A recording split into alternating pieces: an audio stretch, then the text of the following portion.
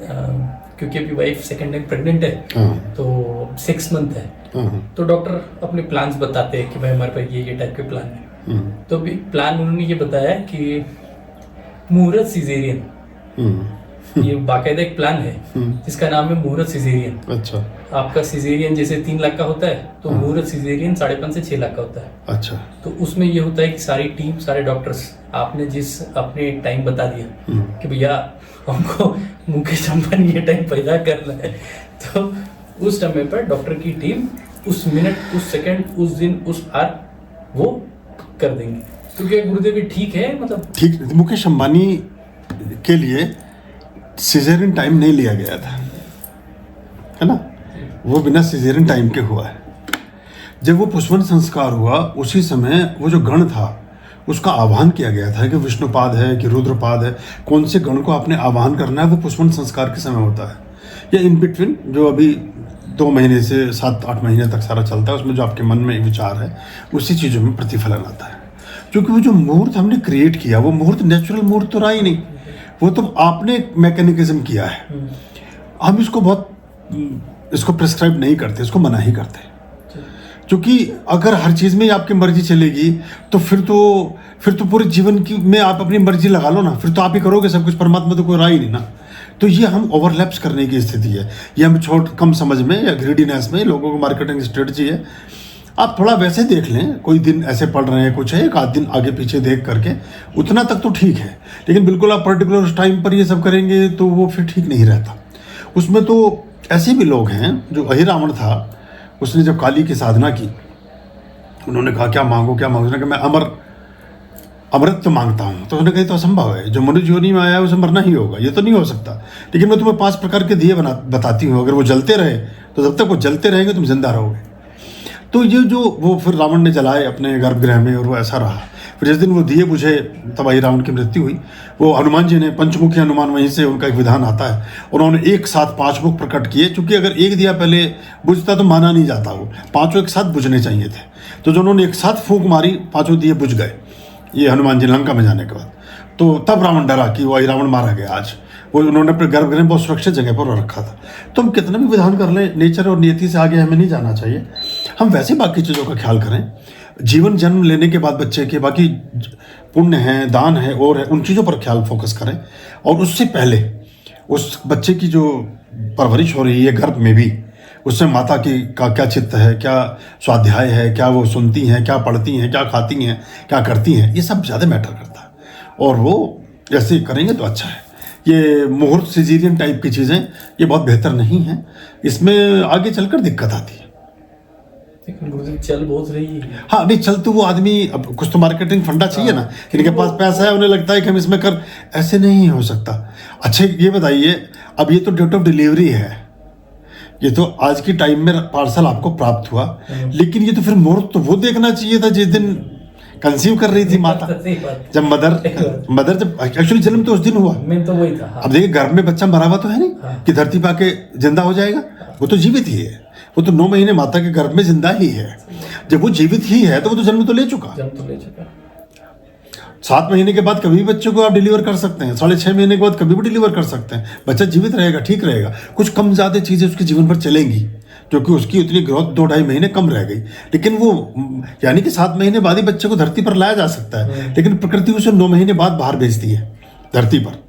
तो तब तो वो तो उस दिन, जिस दिन उसने कंसीव किया, उस दिन आप क्या कर रहे थे वो मैटर किया जाएगा। उस दिन आपने क्या कृत्य किया था। ज़्यादातर लोगों को, 100 में से 99 लोगों को पता ही नहीं चलेगा कि वो किस दिन जो है बूंद गिरी कमल के पुष्प में, और वो अगर सांप के मुंह में गिरी तो विष बन गई, और सीप उसमें गिरी तो मोती बन गई। तो वो जो वो उस दिन पर अगर हम ख्याल करें, वो बहुत, फिर आप कर सकते हो, फिर आप वो वाली चीज़, फिर इसमें मतलब आपको वो चीज़ें आ सकती हैं जो उस दिन आप, वही हमारे विधान था शास्त्रों में, गर्भधारण वाला। जब स्त्री कंसीव करती है उन दिनों में हम ख्याल करके चलें तो फिर ठीक रहेगा। लेकिन अब ये तो डेट ऑफ डिलीवरी है, तो गाड़ी तो बन गई, तब हमने लेने जाना है तो इस पर कोई आवश्यकता नहीं। और बल्कि कोशिश ये करिए कि सिजेरियन मत कराइए बच्चों को। डॉक्टर करते हैं, वो भय पैदा कर देते हैं। कोशिश करें नेचुरल बर्थ हो। नेचुरल बर्थ से कई चीज़ें बेहतर हो जाती हैं। एक तो स्त्री की उम्र ही 5 साल बढ़ जाती है, हर औरत की उम्र 5 साल बढ़ जाती है, क्योंकि वो पेन के एक रिबर्थ के प्रोसेस से गुजरती है, उससे उसकी स्ट्रेंथ बढ़ती जाती है और वो अधिक स्वस्थ बच्चों को जन्म देने योग्य रह जाती है। सिजेरियन में आप सब कुछ अनायास करते हैं। नेचुरल बर्थ में तो ये भी कहा गया है कि कम से कम 18 सांस, मतलब माता बच्चे को जन्म देने के बाद 18 बार ब्रीद इन ब्रीद आउट कर ले, तब उसे उसके स्तन के पास लिटा करके दुग्धपान कराना चाहिए और फिर अनदर 18 सांस यानी 36 सांसें जब पूरी हो जाएं तब गर्भनाल को बहुत आराम से, जब बच्चा सारी क्रियाएं करने लगे, रो ले, हंस ले, जो भी करना है कर ले, तब फिर वो गर्भनाल काटना चाहिए। वो 1 सेकंड भी नहीं लगाते, तो उससे आघात पहुंचता है बॉडी माइंड सोल पर। पूरे जीवन के लिए बच्चा बहुत चीज़ों से वंचित रह जाता है। उसकी मेमोरी कम रह जाएगी, उसकी आंखों की रोशनी कम रह जाएगी, उसे कुछ और लॉस हो जाएगा, उसके कोई आरएनए डीएनए में कमी रह जाएगी, स्ट्रेंथ की, और जो उसको एक रेजिस्टेंस पावर या रोग प्रतिरोधक क्षमता उसमें होना चाहिए, वो कमी रह जाएगी। तो ये एक ध्यान की बात थी। अभी लोग क्या करते हैं कि, और गर्भनाल में भी ये कि गर्भनाल पहले माता के गर्भ से काटी जाती थी, फिर शिशु से छुड़ाया जाता था उसको, अभी वो शिशु से ही काट देते हैं आगे के पंगे से बचने के लिए। पुराने ज़माने में हमने ऐसे बच्चे भी देखे हैं जिनके 7-7 दिन, 12-12, 13 दिन, 40 दिन तक भी गर्भनाल को लपेट दिया जाता था, हल्दी के वस्त्र, हल्दी की पट्टी सी बनाते थे और बच्चे के पेट पर बांधते थे और गर्भनाल उसी में सूख जाती थी। उसको काटते नहीं, माता के गर्भ से तो काट दिया, अब तो चलो ये फूल बाहर निकल गया, इस फूल को आपने काट दिया, लेकिन अब यहाँ से बच्चे के नाभि से नहीं काटना है उसको, बच्चे की नाभि में सूखने देना है।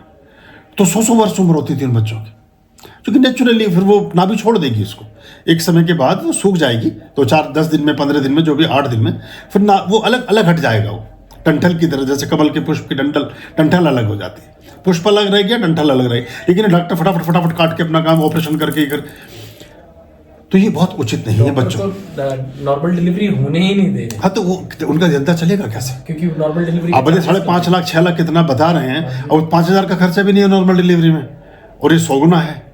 तो अब लोगों को भी इसमें आसान लगता है, लड़कियों को भी लगता है कि पता नहीं हम ज़्यादा सुरक्षित रहेंगे। डरते भी बहुत। अभी कोविड कोरोना में कितने बच्चों ने जन्म लिया, सभी स्वस्थ हुए। दुनिया में लाखों बच्चों ने जन्म लिया कोविड कोरोना काल में, सभी का जन्म हो गया।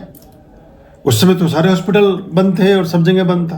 तो ऐसा नहीं है, हमें स्त्री के स्वास्थ्य के लिए थोड़ा सा कष्ट उस समय जरूर होता है जब देखिए प्रसव पीड़ा से स्त्री गुजरती है। उसमें बहुत सारे तरीके जो पुराने थे हमारे, वो अच्छे थे। उसमें वो एक हल्का सा सॉल्टेड वाटर में, एक बाथटब टाइप में स्त्री को, अपराइट बर्थ जिसको आप नाम देते हैं डॉक्टर चिकित्सा विज्ञान, उसमें बच्चों को जन्म दिया जाता था। तो जिस गर्भ में बच्चा, जिस पानी के रेशों में, नमक का पानी जो समुद्र का पानी है वही गर्भ का पानी, उसमें बच्चा फ्लोट करता है, तो वही पानी उसको दे दिया जाता था। उसमें बहुत आसानी से, बहुत रिलैक्सेशन के साथ स्त्री प्रसव को करती थी। लेकिन धीरे धीरे सब खत्म हो गया, बंद हो गया। पहले दाइयाँ वही कराती, 10-10 बच्चे लोगों के हो जाते थे। हाँ, तो अभी ये अब आदमी का भी शॉर्टकट चाहिए, डर भी बैठ गया है, और भी चीज़ें हैं, डॉक्टर ने ऐसे दिमाग में भर दी हैं बातें। और गर्भकाल में बहुत ज़्यादा, जब तक बहुत ऐसी स्थिति ना हो कि आप बड़े परेशानी में या दिक्कत में हैं, या माता को बार बार कोई ऐसी प्रॉब्लम हो रही है जो गर्भवती स्त्री है, तब तक बार बार बहुत सारे एग्जामिनेशंस भी नहीं कराने चाहिए। ये बहुत अल्ट्रासाउंड ही कराए जा रहे हैं, या बचना चाहिए उससे। हर बार का वो एक मशीन के द्वारा किया गया जो एग्जामिन है, वो उस जो बच्चा है उसके स्वास्थ्य पर बड़ा प्रभाव डालता है। फिर ये जितने भी ऑपरेशन थिएटर में बच्चों को जन्म देते हैं, वहाँ जो आर्क लैम्प हैं, वो जो ये लगे होते हैं बल्ब, बहुत बड़े बल्ब होते हैं, और बच्चा माता के गर्भ में एकदम अंधकार में था, और एकदम बाहर आता तो वो रोशनी उसकी आंखों में पड़ती है, उसका रेटिना हमेशा के लिए वीक हो जाता। तो बच्चों को अंधकार में उत्पन्न हो, वो फिर धीरे धीरे प्रकाश से उनका परिचय हो, तो उससे उनकी आंखें हमेशा ठीक रहेंगी। पहले किसके चश्मा लगा होता था, कि चश्मा था ही नहीं, लगता कहाँ से। तो ये छोटे बच्चों को चश्मा लगने का बड़ा कारण ये है कि वो इतनी तेज रोशनी उनकी आंखों पर डाल दी जाती है कि आंखों की अवधि, जैसे आंखें 70 साल काम करती, 80 साल या 60 साल काम करती, वो 30 साल में चश्मा लग जाता है।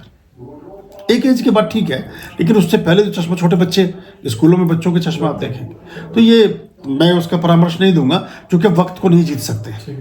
और ये फिर आपका कर्म हुआ फिर इस कर्म की जिम्मेदारी भी तो हम लेंगे ना। फिर ये तो बच्चे को जन्म फिर हमने दिया, तो क्या जन्मदाता हम हुए क्या?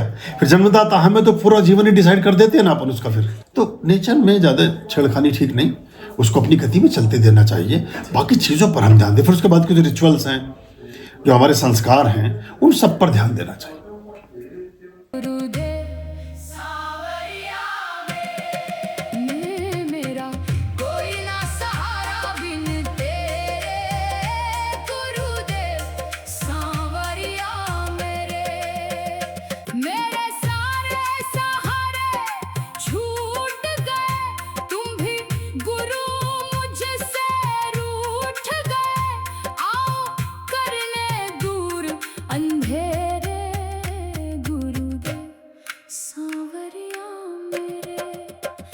मेरा कोई ना सहारा बिन तेरे, गुरुदेव सांवरिया मेरे।